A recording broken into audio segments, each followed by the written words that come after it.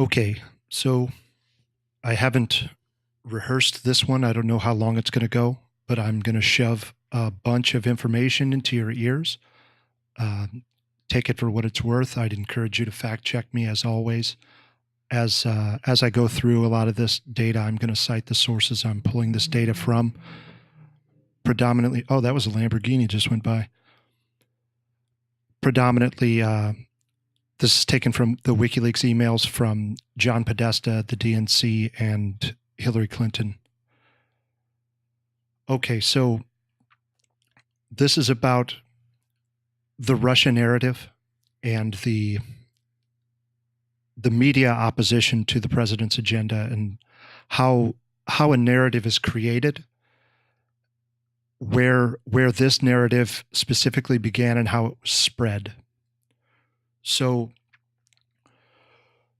we know journalists in the corporate media are very friendly with the Clinton campaign. Maybe not so much now that she's lost the political power that she had, but during the years and months leading up to the election, they were extremely friendly with the Clinton campaign.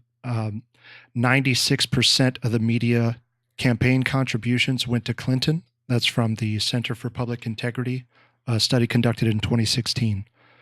And it's, as far as the Russia investigation and the Russian narrative goes, the idea that Trump colluded with Russia, it's not implausible to think that this narrative originated within the Clinton campaign itself as a way to sort of smear her opponent, as opposition research or a strategy to demean or turn public perception against her opponent. This story could have originated within the campaign and then was distributed to friendly journalists, and I'm going to try to make the case for how that happened, why it may have happened.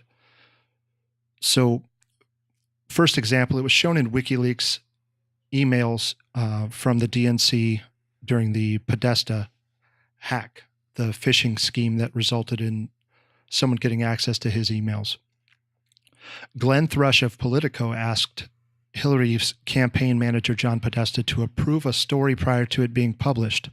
So this came out in the WikiLeaks emails. The emails dated April 30, 2015. It's from Glenn Thrush to John Podesta. Also, that pre-screened questions were provided to the Clinton campaign prior to a televised CNN town hall discussion by then DNC chairwoman Donna Brazile. Donna Brazile was later forced to resign after being subject to public scrutiny as a result of this leak. That's from a WikiLeaks email dated March 12, 2016. So this email, she states, sometimes I'm able to get the questions ahead of time, and there's a complete description of the woman who had asked the question, what her physical description was and what her backstory was, the reason for the question being asked. And despite this revelation, and despite it going public and blowing up on social media, I can remember this was trending on Twitter with the Podesta emails, CNN would claim that it didn't script or pre-screen questions. They still maintain that they don't pre-screen questions, they don't select questions, and they don't script anything. So that's obviously false, given the evidence that was provided by WikiLeaks. So given the willingness of the mainstream media to comply with the demands of the Clinton campaign, I think there's a case to be made that this whole story is a projection to connect Trump to Moscow to avoid public attention to the Uranium One deal. So this narrative could very well have originated from the Clinton campaign itself, being distributed by journalists who were friendly with the campaign, like Glenn Thrush of Politico, whose integrity is questionable at the least, given the betrayal of public confidence that took place when party members within the DNC, the core of the DNC, conspired against the Democratic challenger for the nomination, Bernie Sanders, which I've covered extensively in another video. You can check it out on my channel if you like.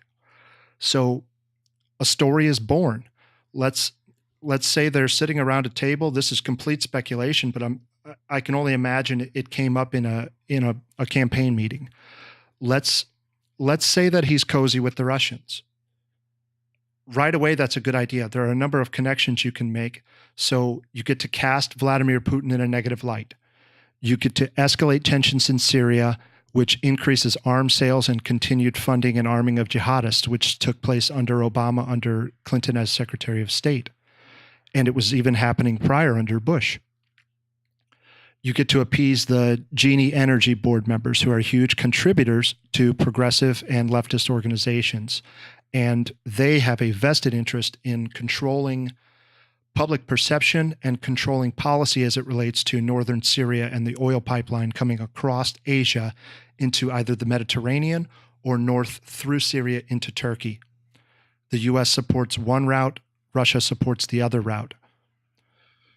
You also get to change public perception about U.S. involvement in Syria. So much like leading into the Second World War, public opinion regarding our involvement in any foreign affairs was negative, to say the least. People were not interested in engaging in another foreign war for obvious reasons. World War I was one of the bloodiest conflicts in American history. And you have the added benefit of being able to create a cyber warfare in the minds of the public to allow you to further censor social media. And I've discussed in the past and on multiple live streams what the significance of social media is and the power that this connectivity has given to individual citizens. So this way, you get to make Putin out to be an aggressor, create a negative perception for future escalation in Syria. Friends at the Genie Energy board are going to be thrilled if we play ball, getting the pipeline through northern Syria into Turkey. And by the time Hillary wins the election, remember, they never thought Hillary Clinton was going to lose, or they would have done a better job of covering their tracks. The media will have convinced most of the American public that war with Russia is inevitable, that it doesn't matter if we have public support. We don't need another 9/11. We don't need another Pearl Harbor to rally American support behind sending more of our children to die in foreign wars. And if necessary, we can push for additional surveillance, data collection, censorship across these big three social media platforms that are all at their core in QTEL, which was a CIA creation. But we're doing all of this in the name of preventing Russian cyber espionage. Russia is the declared enemy. So why is Russia the declared enemy? Is that an effort to distance your candidate from Russia? So I'll get into that. The insurance policy. So worst case scenario, he wins. Trump wins the election. They had already shopped through Fusion GPS and CrowdStrike Christopher Steele's dossier. They can use that dossier and friendlies in the Bureau and the CIA to get him impeached. You have to be sure that the public's going to go for it. And after the campaign that you run, if you really drive that Russia narrative hard and you have friendly people in the media to amplify that message, you're getting people on board that not only is Trump in bed with the Russians, but Russia is the enemy. And I'm further distancing myself from Russia despite my business interests there. So we know during the transition, he's likely to try and restore diplomatic relations with Russia, with Putin specifically. And this is going to work in the DNC's favor if they have to rally support for impeachment and further escalation with Russia in Syria, for reasons I've already explained. Why?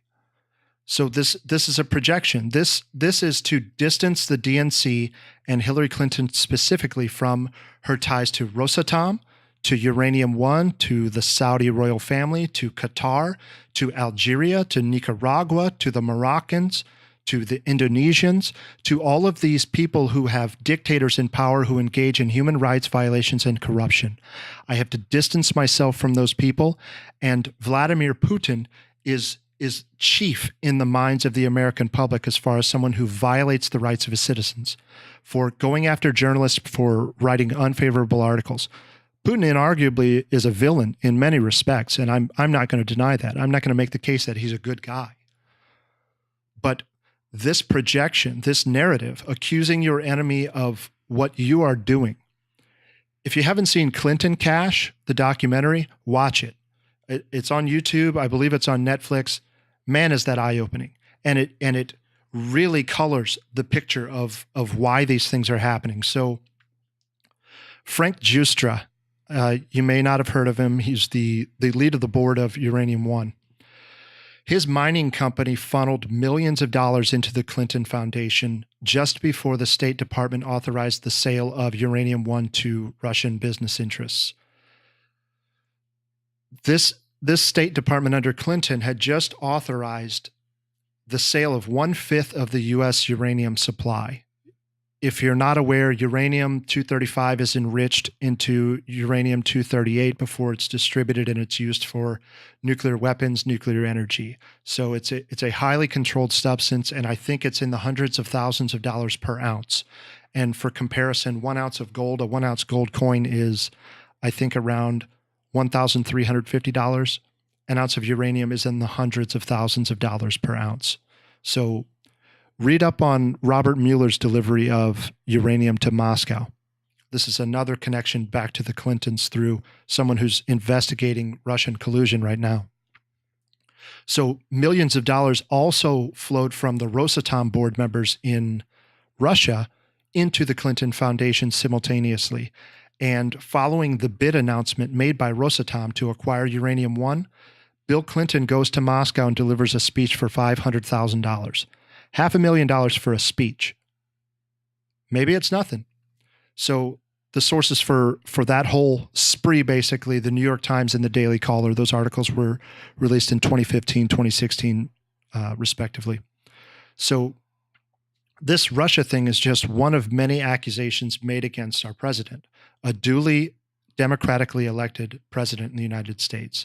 So a lot of people think he's the face of America for the public on the world stage. And if that's the case, perhaps it's a good idea to defend his interests as they are your own. And also, obviously, keep calling him out when he lies on Twitter, when he lies publicly, when he carries himself in a way that you feel is demeaning. But full subscription to these narratives without any evidence is in my opinion, a mistake. So